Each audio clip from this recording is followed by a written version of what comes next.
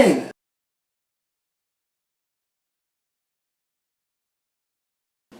Alright, we're professional. We are professional. Now. Hello, and welcome to tonight's broadcast. This is WalrusMMA with Brawlrus and Brawlrus, but not Tallrus, up in Fargo, North Dakota, not helping us the fuck out, Russ. I'm so sorry. He became Bob Saget for like 5 seconds. It was ridiculous. We are not professionals. We are not professional here. I said that to start. I looked right at the camera. You guys saw it.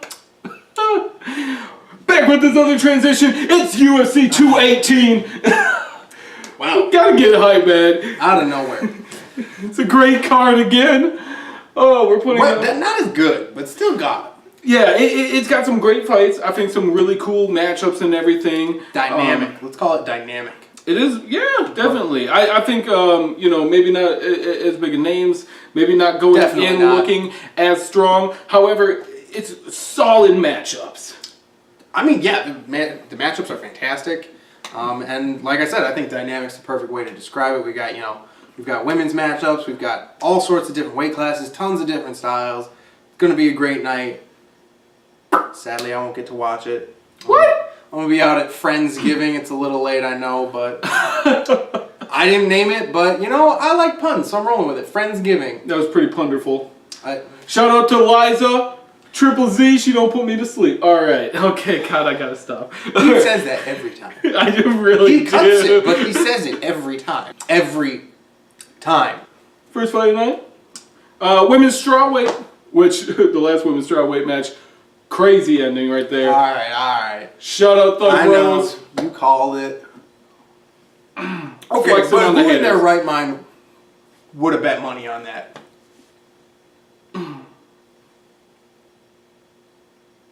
Do you want to be in the same group as him? But tonight we have a different strawweight matchup. Two rising up contenders. We have the former atomweight champ from Invicta. I believe it was Invicta. I'm blanking. I'm dumb. I'm blanking too. I'm still Michelle confused at Watterson. rising up. Yeah. Michelle, don't call it a comeback. Michelle's been here for years. No, I know. Well, yeah, and she dominated the atomweights and everything, and now she's coming up to strawweight, and she's been doing very well at that. Kicking ass, taking names. There you go. And then, of course, you have a grad student, soon to be married, Tiny Tornado with Ticia Torres. Damn, she's got her shit together. Yeah, right? It's like Ally Quinta. Why the fuck are you still fighting? Cut it out. Just go be a normal person. Right? Gonna be a great fight, obviously. It's going to be a lot of quality kicks. athletes. Tons of. I don't know about that, honestly. I don't know about kicks, because I mean, I think kicks. when it comes to Karate stand hottie up, kicks. when it comes to stand up, there's a clear advantage for Miss Tiny Tornado. Clearly, she's got higher strikes per minute landed. She's got not as better accuracy, but she has way better defense. Michelle Watterson had like the highest accuracy of anybody in the UFC Michelle for the has longest insane time. accuracy, but we've seen accuracy versus volume. Yeah. Well, but here's the thing. Who has the reach in that one? Okay, 2 inches, I guess. 2 inches is fair. But leg length, because you gotta remember, Michelle Watterson does that push kick, that side push kick. Okay, Boom! I'm out, bitch. But arm reach does not translate to leg reach. No, I know. That's what I'm saying, though. So you gotta account for that. She's really good with that timing. Anytime you come in, boom. That's the get the fuck off me button. She's got it down. But I think the clearest path to victory for Miss Karate Hottie is the takedown game. She has some amazing jiu-jitsu. She's got 100% takedown accuracy. Really? Yeah. Holy 100%. Yeah, she lands 2.8 of them per fight, at least. So it's not like just one. She's going for it. And she attempts 2.8 submissions per fight. I think the clear route to victory for her is take Tiny Tornado down, suffocate the tornado. I like that. Suffocate the tornado. Suffocate the tornado. That took me a minute. What the fuck? Suffocate the tornado and crank out the submission win. I think that's the best way to go. If her team hasn't thought of this, you've got a week. You got this. I believe in you. Just watch our video and then follow up. Because we know you are. The other thing you have to take into account is kind of the mental game. I always like to look at where people are at before they're going into their fights, and you got to think with the studies and being engaged and everything. Is your mind 100% in the fight? Because if you're not 100% in the fight, we've seen it before. It can go really bad. Jose Aldo, 13 seconds. God damn it, dude. What the fuck? But that's for later.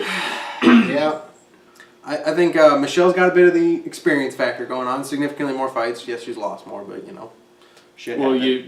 you have more fights. You learn a lot. It kind of happens. Yeah. But she's got the clear path to victory with the takedown. She's got more experience. Now, on the point you made about the mental status going into the fight, it does kind of beg the question. She's coming off a loss. She just lost to the now champion Rose Namajunas. Oh, guys. Shout out Rose. Shout out Rose. And Tisha's coming off a win. Is Michelle going to really take that loss as a motivating factor, or is it going to really hurt her confidence? And I think that's my biggest question coming into this fight. So I think it could be a lot of motivation for Waterson. She's been there before. She's bounced back from losses before. Exactly. You know, as for Torres, is she on? She's on a 2-fight win streak. She also just lost to Rose 3 fights ago.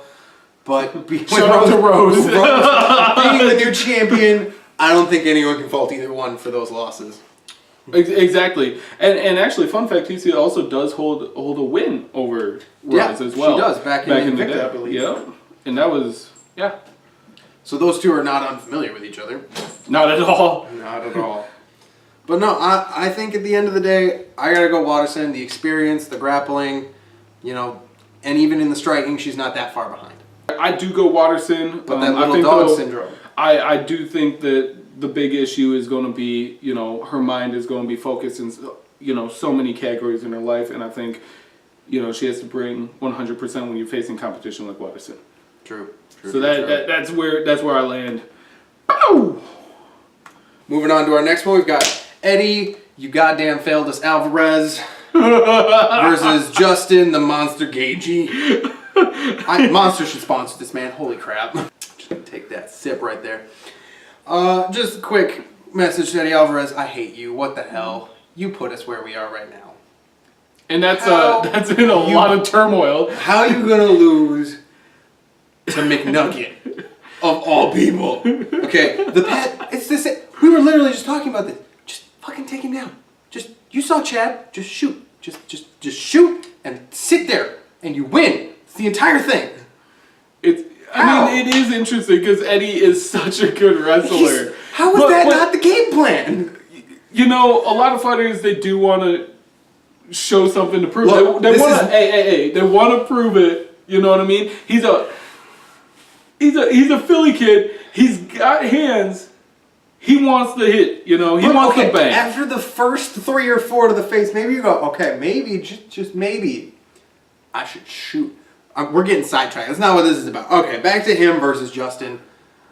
Shoot again. Shoot fucking again. It's the same story. Do the same goddamn thing. Now, again, Justin very clearly has the advantage on the feet with an average strikes landed per minute of 10. 10! They were just... How is that? They were tagging each other. They were tagging each other. It's absolutely ridiculous. If Eddie chooses to stay standing like he did against Connor, he's asking for a death sentence.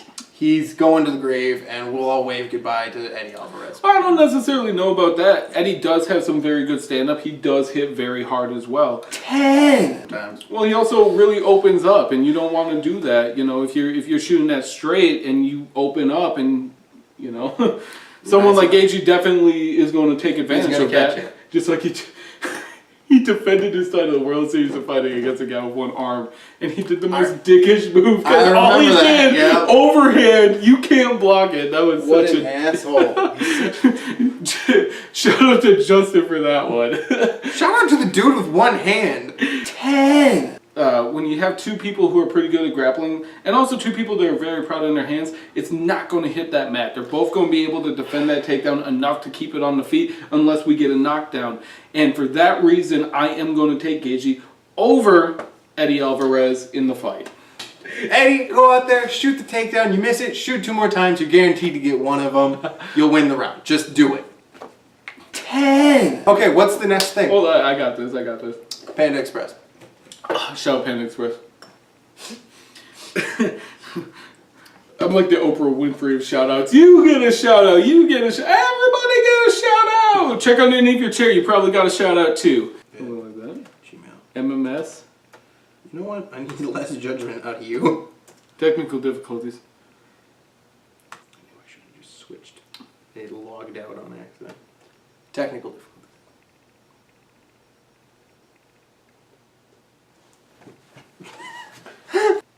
Oh yeah, 4 fucking subscribers, bitches.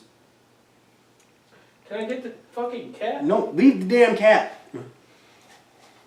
Come on, help me get the cat. You're not gonna get it. Leave the cat alone. Come on, help me. No, leave the cat alone. You're not gonna get her. She's smarter than you. Yeah, she is. Speaking of shout-outs, shout out to our first subscriber ever, Junior Boy. Junior boy. In our next fight, There we go. at 125 pounds, flyweight division, we have former challenger and loser to Demetrius Mighty Mouse Johnson against Henry Cejudo against potential future contender and loser to Demetrius Mighty Mouse Johnson, Sergio Little Pettis. That's all I got. He's hating on Pettis over here. It is Little Pettis. Okay, I'll give you not without cause, but you're hating on Pettis. Physical sizes. Hey, okay, look, between the two of them, Is he bigger? Pettis has more experience. Pettis has more experience? Yeah. Are we 16 counting? and 2 versus 11 and 2. How many wrestling matches and gold medals does Henry Cejudo have? How many UFC title losses has Henry Cejudo had? That's experience that Sergio doesn't have yet. I'm challenging for the belt, Mom. Good for you. See you in the hospital. But yeah, so Cejudo obviously coming with that wrestling game. Yeah, that's strong Olympic wrestling game. Gold medalist. And then Pettis coming in with, the kickboxing, Duke Rufus, and all of them molded that so well. And the name Pettis. For the longest time, yeah. I think the easy pick people will probably lean towards Cejudo, thinking the Olympic experience, the title challenger experience, all that's going to really lean for him. But I think they're really not giving Sergio the credit. He's really made a name for himself. He's built himself up. He has great striking ability. That's pretty much like their output is about the same. Their accuracy is similar. Their strikes absorbed is similar. Their defense is similar. So honestly, on the feet, it's kind of a toss-up. I would kind of give maybe slightly an edge. It's kind of a toss-up on how you look at it, I think, because Sergio's got more of a dynamic, unpredictable striking Range. different range. Whereas Cejudo always has that takedown threat, which really affects the stand-up game. And yeah, and then I think looking at each of their grappling aspects is also pretty close. It's pretty similar. There's a slight difference in that Cejudo tends to do a few more takedowns per fight. His accuracy is not quite as good as Pettis'. His takedown defense is clearly far superior to Sergio. Sorry, bud. Sorry, Sergio. Throwing you under the bus. Cejudo has better takedown defense than you. Well, a lot of jiu-jitsu artists don't even really They're not really concerned about getting taken down because, then that's where they want to be. Comfortable on your back. Especially because in jiu-jitsu, then if you got someone in your guard, it's a neutral position. Technically, that's the case for MMA too, but no one scores it that way. No, of course not. Technically, being in full guard is neutral position. Technically. Tony Ferguson beat Danny Castillo in the guard all day. Yeah. He debatably beat Kevin Lee in the guard. Triangle choke, yeah. Yeah, There we debatably. He won right there. Shout out to Tony. Tony. Oh, fuck. Klutz mania. More importantly, so I mean, even in submissions, average submissions per fight, they're about the same. It's 0.6 versus 0.2. So obviously neither one of them really uses this is a ton of submissions. A super, super close fight. Gotta be. Yeah, it's gonna be a good fight. But so that's why I think it'd be better. I want Sergio to win, and I think he has a really good shot at it. Because, like I said, it's dynamic on the feet. His grappling, his jiu-jitsu will keep him alive on the ground, and I'm thinking just the experience will keep him in the win column. I swear to God, if you agree with me again. I would love to go Sergio Pettis. I think that's, that would be kind of, A little bit of an underdog a win. little bit of an underdog right there, and I always kind of love doing that. The whole story and everything, and really rising to his own fighter. It's been fun to watch him in the octagon grow, but it's also been fun watching Henry grow from only a grappler to somebody who does start to have some hands. I'm going Henry Cejudo. I think I'm falling into a trap that you were talking about a little bit. The experience in the grappling and everything. I don't think we get the finish, but what I do think is I think Henry Cejudo is able to at least steal rounds with some takedowns. I think they're going to be pretty even in the stand-up, a little bit at range and everything. I would edge it to Sergio, but yeah, I think Stealing it with takedowns? Yeah, steal with takedowns. That's Update that computer, son. It's not updating, it's just telling me to re-download McAfee, and I Every time. It updated yesterday, so hopefully it's good this time. Give me a second. I need a new beer anyway.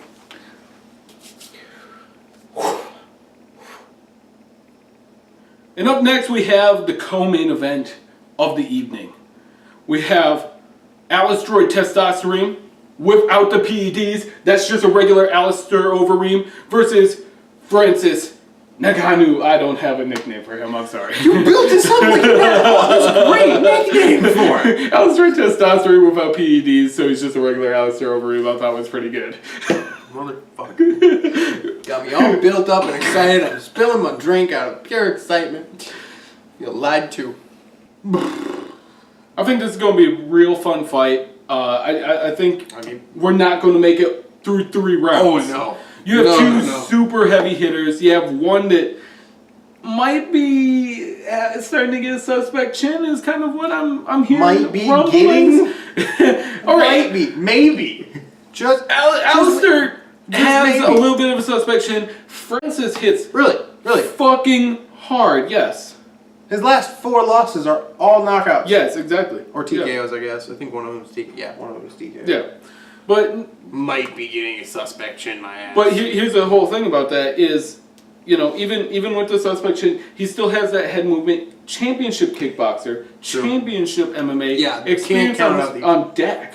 Experience on experience on experience. He's had almost 60 fights. This is his 60th fight. That's pretty fucking awesome. 60th fight. So, and that's not including his kickboxing record. So, I think his experience for days. It really speaks for itself. Right. He's former Dream champion, former Pride champion. I think he won K1. K1, yep. So, championship on championships. But then we've got the newcomer, the one that's hungry, Francis Ngannou, straight out of Cameroon. France. He was born in Cameroon, moved to France. Come on. Yeah. He was born in Cameroon. It's the truth. He is super hungry. And again, he hits like a mother. Maybe when you're standing in front of the TV, is she trying to watch her novelas? You know what I mean? Shout out to the Dominican moms.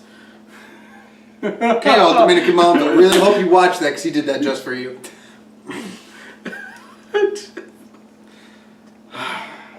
More importantly, Ngannou's hungry. Ngannou hits hard. He's got the similar output.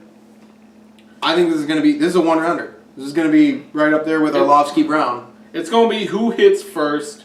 And who hits harder. Well, I mean, they both hit, yeah. But they're not going to hit the exact same strength on that day. Right. One of them's going to hit harder than the other. But actually, it's really a question of what they use. Right, yeah. Those Overeem knees. You do the knees to the body and everything, kind of the way he took out Hunt. I mean, Hunt was eating his punches for days. Hunt broke his fucking leg at that fight. And it wasn't either of that. It was the knees to the body, which opened up the knee to the face, because obviously... Those knees are brutal. It's like walking into a buzzsaw. And of course, I do think that Alistair has more in his arsenal.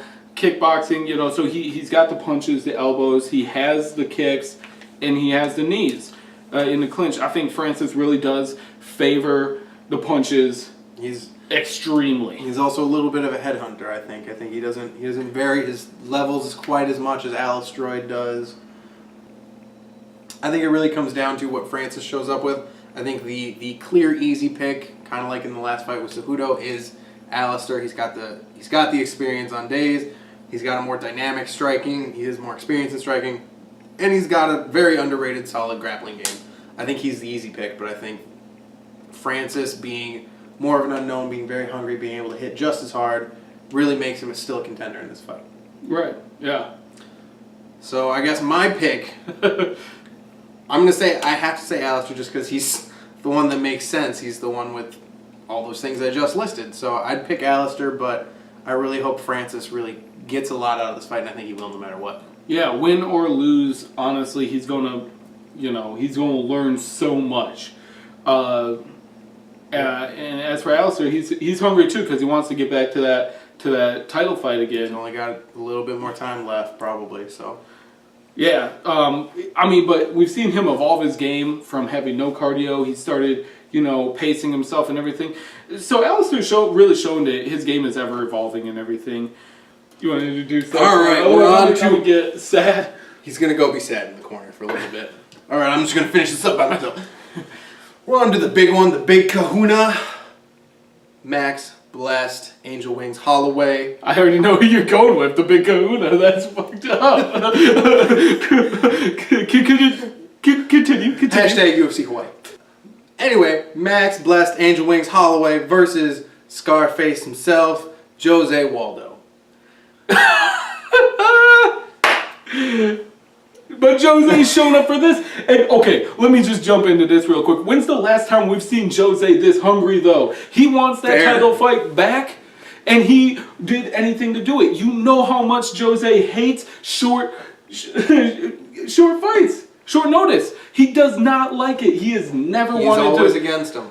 But they came with this contract after Frankie Edgar thought he did enough to win.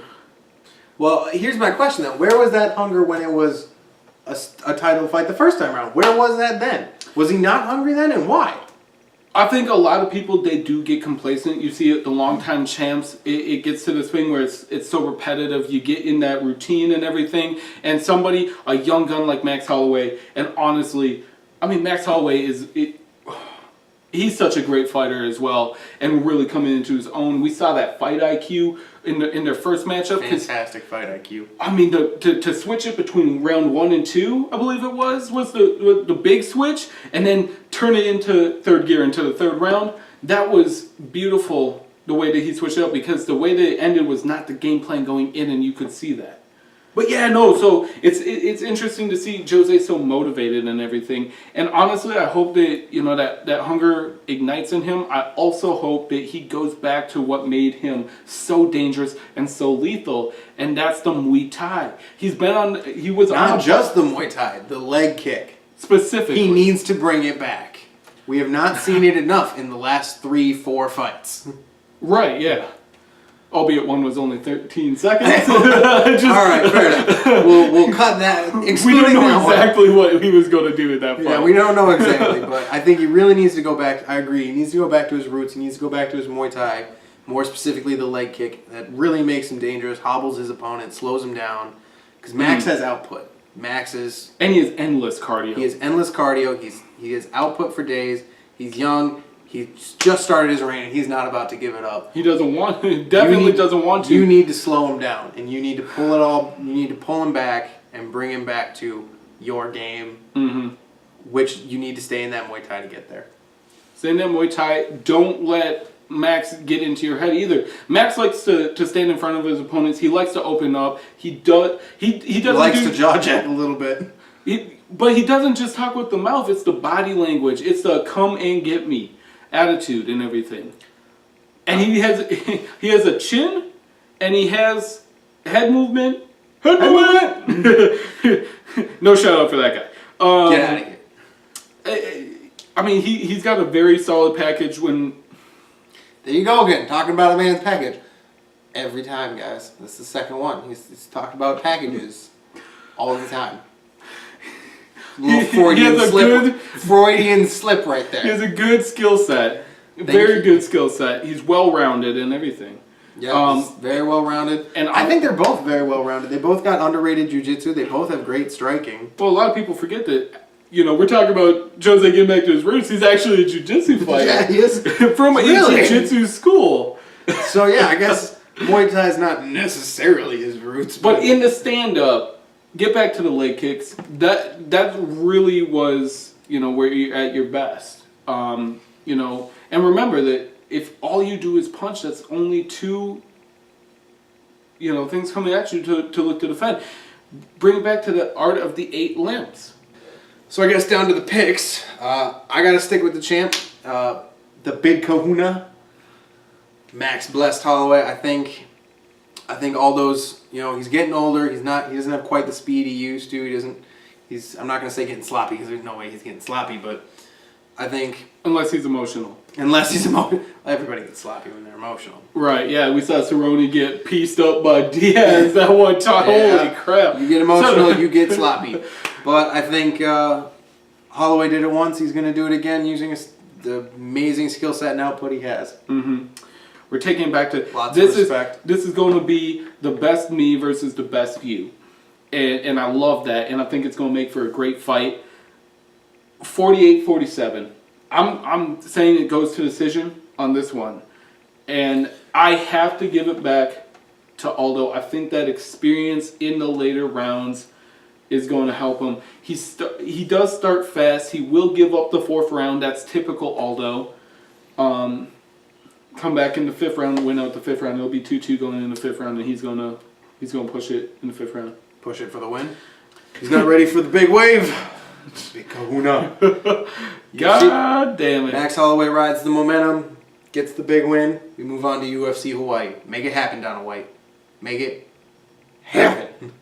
Or just sell me the company so that we can make it. Yeah, I swear, we can make way better decisions than you every day. God fucking... He's dumb. I'm sorry. I'm not sorry, Dana White. I take that back. Big Kahuna, Max Blessed Angel Wings Holloway versus Frankie Edgar. But Frankie Edgar had a facial injury, which is actually technically his entire career. Bam! Jose Aldo. Frankie Edgar. I hate him.